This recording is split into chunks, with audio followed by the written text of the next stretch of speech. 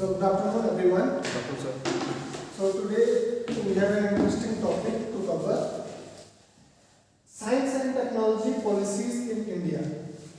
जैसे कि आप सभी लोगों को पता है कि इंडिया में साइंटिफिक डेवलपमेंट के लिए टाइम पर अलग अलग पॉलिसीज गवर्नमेंट द्वारा ली गई इंडिपेंडेंस के बाद से अब तक। आज तक इंडिया में 5 साइंटिफिक पॉलिसीज आ चुकी हैं, मतलब साइंस एंड टेक्नोलॉजी से रिलेटेड 5 पॉलिसीज अभी तक गवर्नमेंट ला चुकी है आज़ादी के बाद से लेकर अब तक। क्या क्या वो 5 पॉलिसीज अलग अलग रही हैं, क्या हर किसी पॉलिसी में गवर्नमेंट ने साइंटिफिक डेवलपमेंट के देश में काम करने की कोशिश की है, हर एक पॉलिसी में कुछ नया करने की कोशिश की गई है। और रिसेंट जो पॉलिसी आई है वो 5th पॉलिसी आई थी 2020 में। तो फर्स्ट पॉलिसी 1958 में आई थी, सेकंड पॉलिसी आई थी 1983 में, उसके बाद थर्ड पॉलिसी आई फर्स्ट पॉलिसी 58 में, सेकंड 83 में, फिर आई आपको 2003 में, नेक्स्ट आई 2013 में और रिसेंट आई 2020 में। तो कौन कौन सी 5 पॉलिसीज आई हैं? 1958 first policy, 1983 second policy, 2003 third policy, 2013 fourth policy and 2020 fifth policy. ये 5 पॉलिसीज गवर्नमेंट अभी तक ला चुकी है। हर एक पॉलिसी में जैसे मैंने कहा कि कुछ ना कुछ अलग करने की कोशिश करी है, तो हर एक पॉलिसी के बारे में हम जानने की कोशिश करेंगे किस पॉलिसी में क्या हुआ है, किस साइंस एंड टेक्नोलॉजी पॉलिसी के क्या एम्स थे, क्या ऑब्जेक्टिव्स थे और क्या आउटकम उस पॉलिसी के टाइम के बाद हुआ है। अगर आप जनरली देखेंगे पहली और दूसरी पॉलिसी 58 से 83 के बीच में अप्रोक्सीमेट 25 इयर्स का गैप है। सेकंड पॉलिसी देखेंगे आप और 83 और 2003 के बीच लगभग 20 साल का गैप है। थर्ड और फोर्थ पॉलिसी के बीच आप गैप देखेंगे तो 10 साल का गैप है और third and fourth and fifth के बीच देखेंगे तो आप कितने साल का गैप है? 7 साल का गैप है। कहने का मीनिंग क्या है कि 5 पॉलिसीज अभी तक आई हैं। शुरू में पॉलिसीज के बीच में गैप्स बढ़ा था, अभी क्योंकि टेक्नोलॉजी बहुत एडवांस हो रही है, बहुत जल्दी टेक्नोलॉजी चेंज हो रही है, ग्रोइंग डिमांड हो रही है साइंस एंड टेक्नोलॉजी में भी चेंज के लिए, इसलिए गवर्नमेंट जो है समय समय पॉलिसी चेंज करती है। रिसेंट पॉलिसी आप समझ सकते हैं 2013 में आई थी और 2020 में 7 साल में ही पॉलिसी चेंज करनी पड़ी। क्या जरूरत थी पॉलिसी चेंज करने की इतनी जल्दी? क्या ऑब्जेक्टिव्स जो थे वो अच्छे से डिफाइन नहीं थे या आउटकम्स बढ़िया नहीं आ रहे थे प्रीवियस पॉलिसीज के? क्या सब कारण थे? इन सब कारण को हम अभी पढ़ेंगे।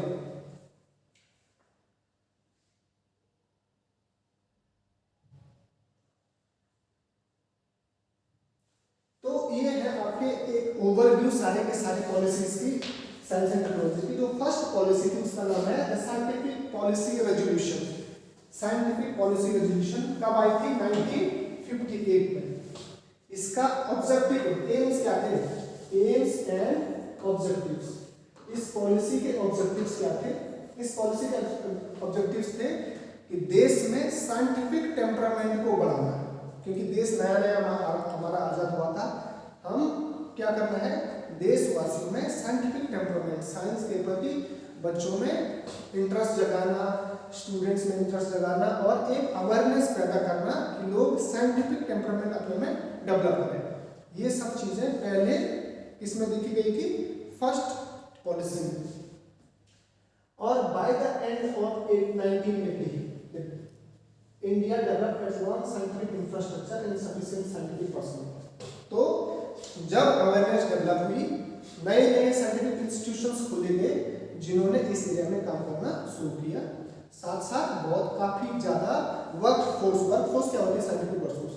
आपने साइंटिस्ट अपॉइंट करे, प्रोफेसर्स अपॉइंट करे, रिसर्चर्स नए नए आपने रिसर्च पोजीशंस ओपनिंग करी, है ना? तो ये सब क्या होता है?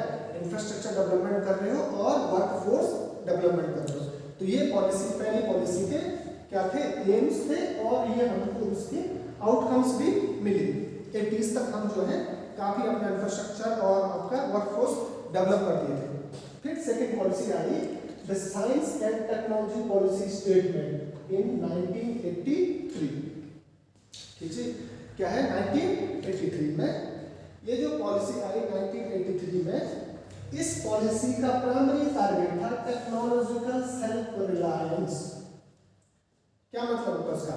टेक्नोलॉजिकल सेल्फ रिलायंस का मतलब होता है अब समय आ गया है, हमने इंफ्रास्ट्रक्चर डेवलप कर दिया है, वर्क फोर्स हमारे पास तैयार हो गई है साइंस के लिए, टेक्नोलॉजी के लिए देश में। अब हमको सेल्फ रिलायंस आत्मनिर्भर होना है टेक्नोलॉजी के मामले में। अभी तक हमारा ज़्यादातर टेक्नोलॉजी क्या होती थी, विदेश से हम खरीदते थे। तो अब गवर्नमेंट ने डिसाइड किया कि अब हम अपनी टेक्नोलॉजी बढ़ाने के लिए काम करेंगे। तो self reliance in the field of science and technology, पहला था। Second, this policy also aim to use technology for benefit of all section of society.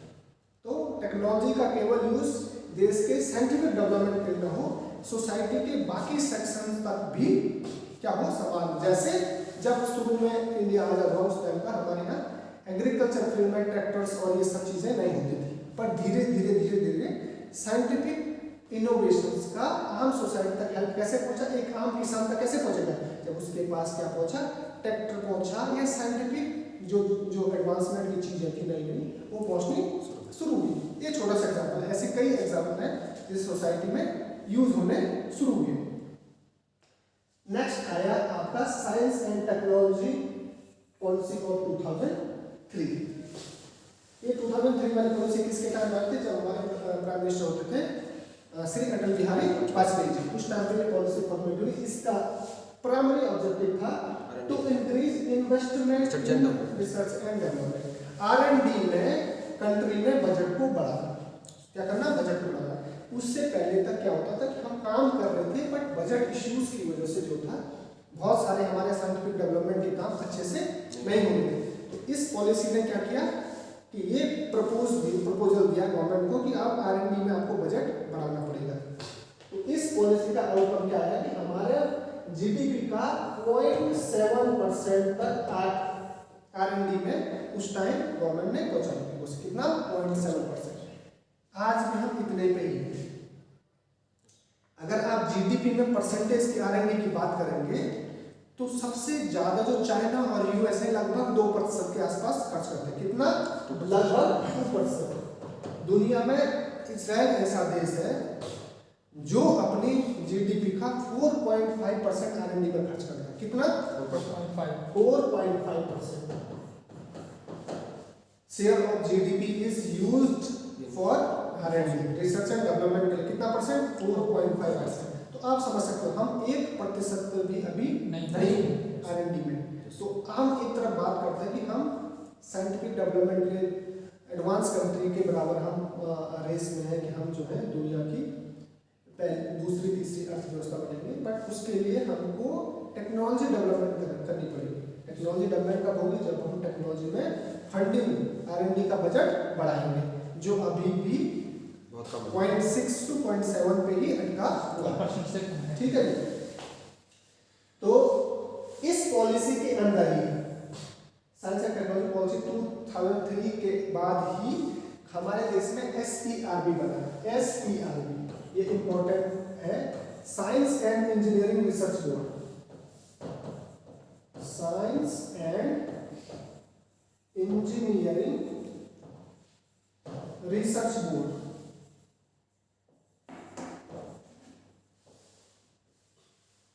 Science and engineering research board बना इसी पॉलिसी के आउटकम के बाद, क्योंकि R&D आपने बढ़ानी है जब रिसर्च में, तो आपको एक एजेंसी चाहिए जो क्या करेगा, डिफरेंट साइंटिस्ट से, डिफरेंट इंस्टीट्यूशन से प्रोजेक्ट प्रपोजल को एक्सेप्ट करेगा, उन प्रोजेक्ट प्रपोजल को इवैल्यूएट करेगा, उसके बेस पे रिसर्च के लिए क्या मिलेंगी, फंडिंग मिलेंगी। तो ये क्या है, फंडिंग एजेंसी है गवर्नमेंट की। किसकी है, गवर्नमेंट की SERB। किसके अंदर आता है, department of science and technology. किसके अंदर आता है, DST के अंदर। DST के अंदर एक एजेंसी है science and engineering research board. ठीक है जी। किस पॉलिसी के बाद बना, थर्ड पॉलिसी के बाद। अब fourth policy I science and technology and innovation. अभी तक जो हमारी पहले 3 आपकी पॉलिसीज होती थी उसमें केवल साइंस एंड टेक्नोलॉजी की बात होती थी, इनोवेशन की बात नहीं होती थी।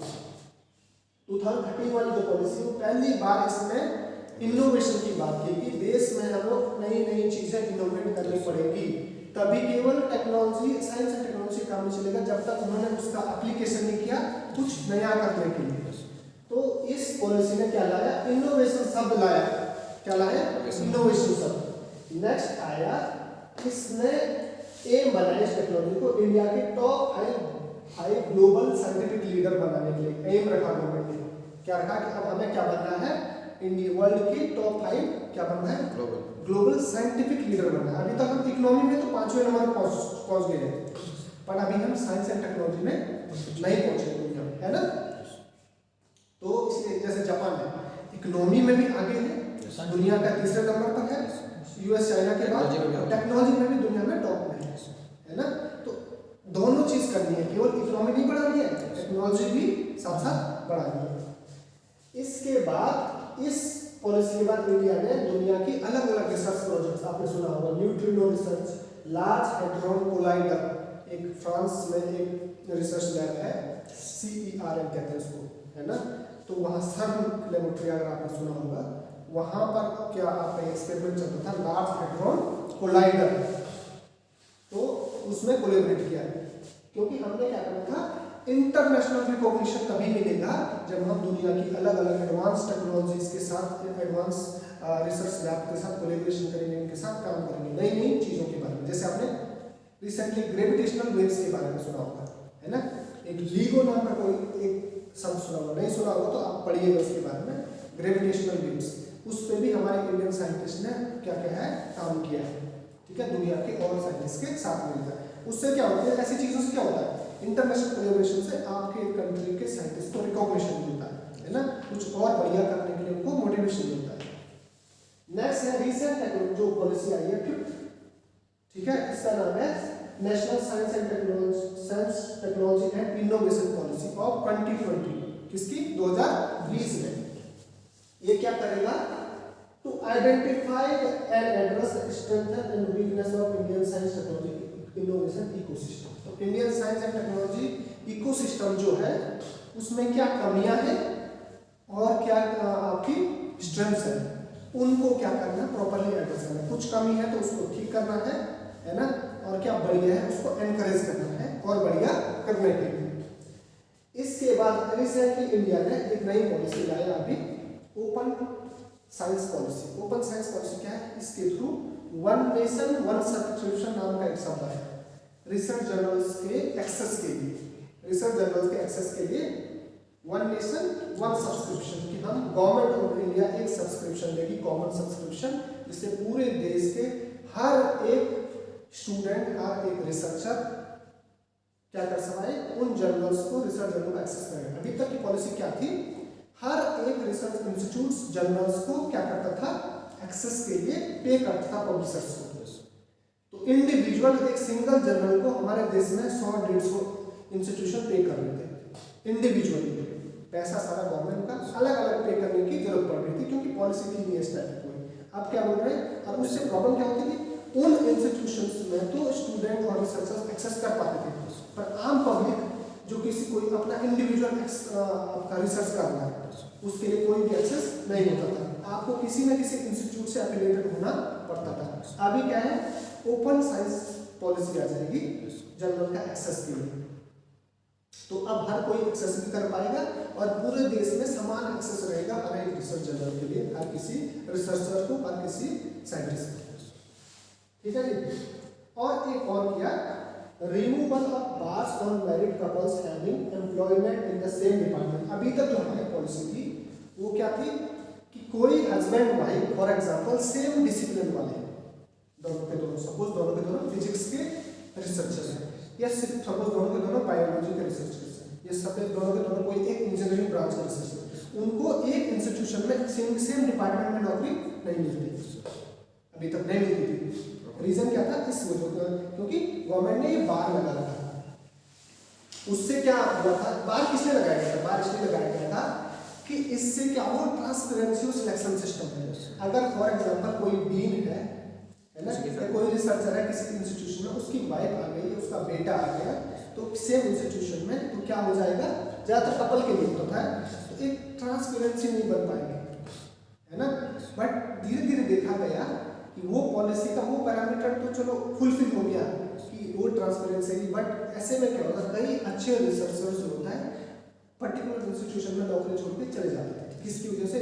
भाई मैं यहाँ पर नौकरी कर रहा हूँ, हर कोई चाहता है कि उसकी फैमिली आसपास रहे, हस्बैंड वाइफ अगर इक्वली क्वालिफाइड है दोनों के दोनों, एक को नौकरी मिली दूसरे को इस बेस पे नहीं मिल रही है क्योंकि हस्बैंड उस जगह में पहले नौकरी मिली, अगर वो कॉम्पिटेंट है, कैपेबल है उस पोजीशन के लिए तो उसको भी मिलना चाहिए, है ना।